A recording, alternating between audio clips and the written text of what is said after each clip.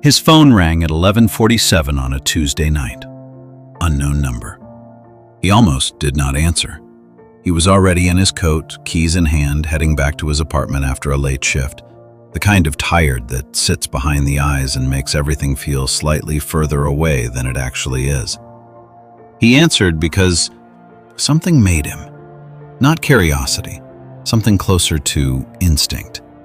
The specific pull of a ringing phone that feels, for reasons you cannot explain, like it is ringing for you in a way that other calls do not.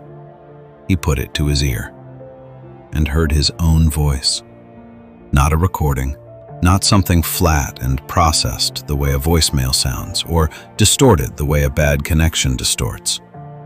His voice, live, present, breathing on the other end of the line the way a person breathes when they are about to say something they have been holding for a long time. And then it spoke.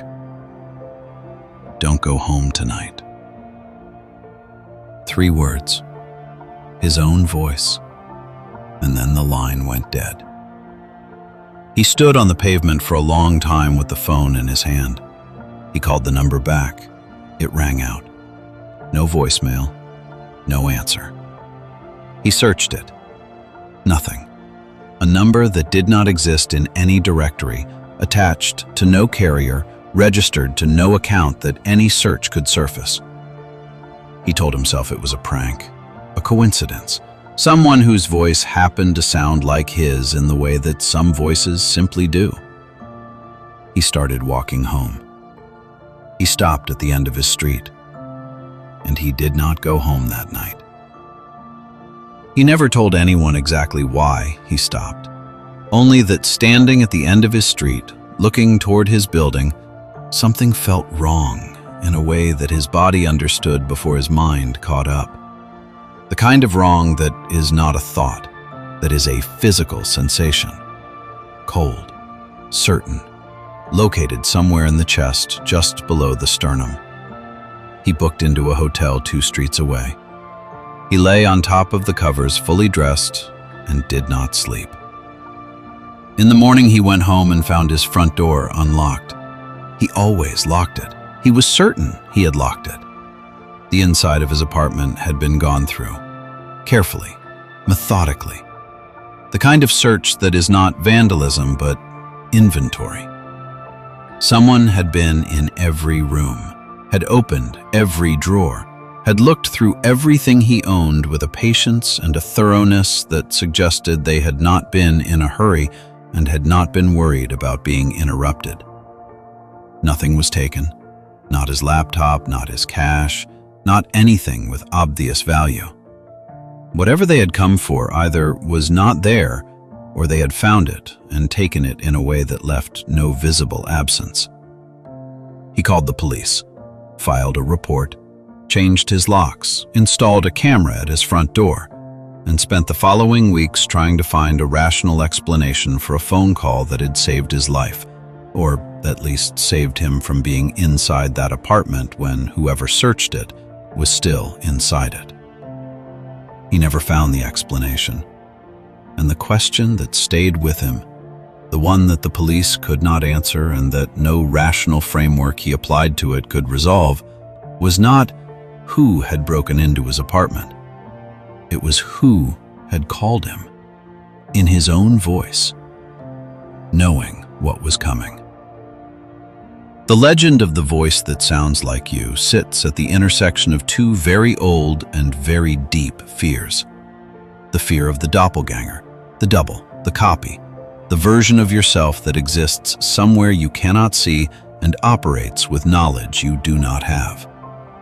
And the fear of the warning that arrives from a source you cannot verify or trust, carrying information that is too specific and too accurate to be dismissed, but too impossible to be fully accepted.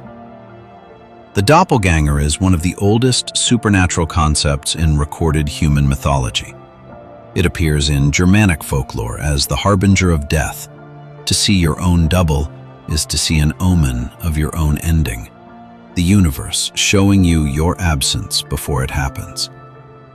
It appears in Norse legend as the Vardugur, a spirit double that precedes a person to their destination, heard or seen by others before the actual person arrives.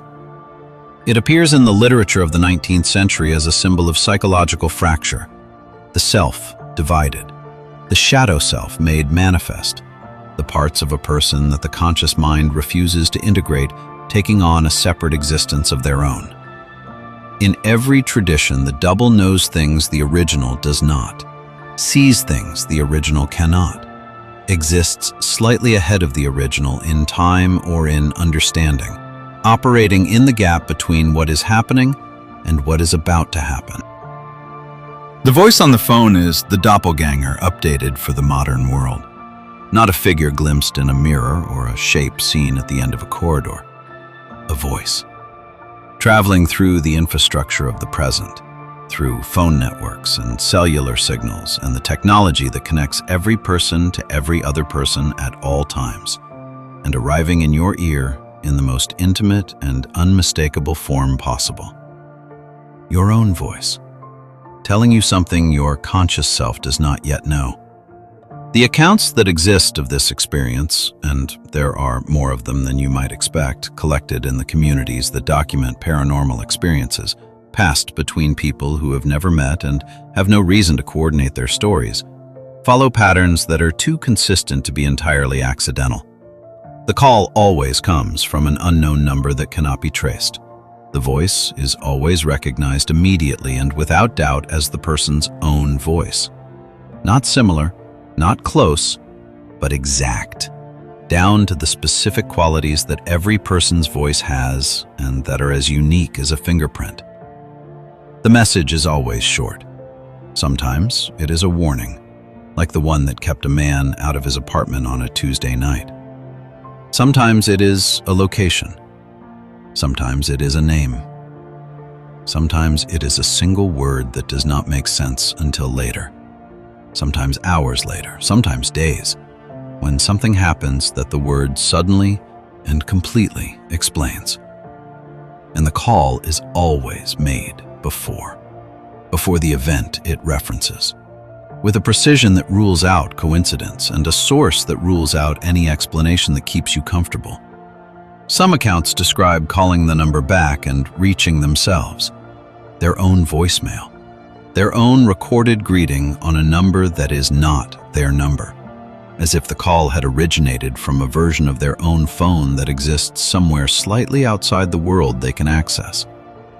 One account describes a man who called the unknown number back and heard himself answer, live, present, breathing, and asked who was there, and heard his own voice say only, "You already know." And then the line went dead, and when he checked his own phone, he found a call logged in his outgoing history to the unknown number at the exact time he had been standing in the street holding his phone to his ear. He had called himself, from both ends of the line simultaneously, in a moment that his phone had recorded as a single outgoing call that he had no memory of initiating. The explanation that some researchers in folklore and paranormal psychology have proposed is not supernatural in the traditional sense. It is something stranger. They suggest that the voice that sounds like you is not a ghost, not a demon, not an external entity wearing your voice as a disguise. It is you. A version of you operating at a different point in time, reaching backward through the only channel available, the phone, the infrastructure of connection, to deliver information that the present version of you needs and does not have. That what you are hearing when you hear your own voice warning you is not a haunting. It is a memory, yours, from a future you have not reached yet, from a version of yourself that lived through what you are about to walk into and found, somehow, a way to reach back. Which raises the question that nobody who has proposed this theory has been able to answer. If the call reaches you, if you listen, if you change what you do, if you stay out of your apartment on a Tuesday night because your own voice told you to, then you never lived through the event that gave you the knowledge to make the call. which means the call could never have been made, which means you would have gone home, which means you would have lived through it after all, which means the call was made, which means you stayed out, which means. So the next time your phone rings from an unknown number late at night and something pulls at you in a way that other calls do not, answer it. Listen carefully. And if the voice on the other end sounds familiar, do exactly what it tells you. If this one got under your skin, hit subscribe, because we go deep into the legends, the doubles, and the warnings that arrive from places that should not be able to reach you. Drop a comment and tell us which story you want us to cover next. Until then, if your phone rings tonight, check the number first.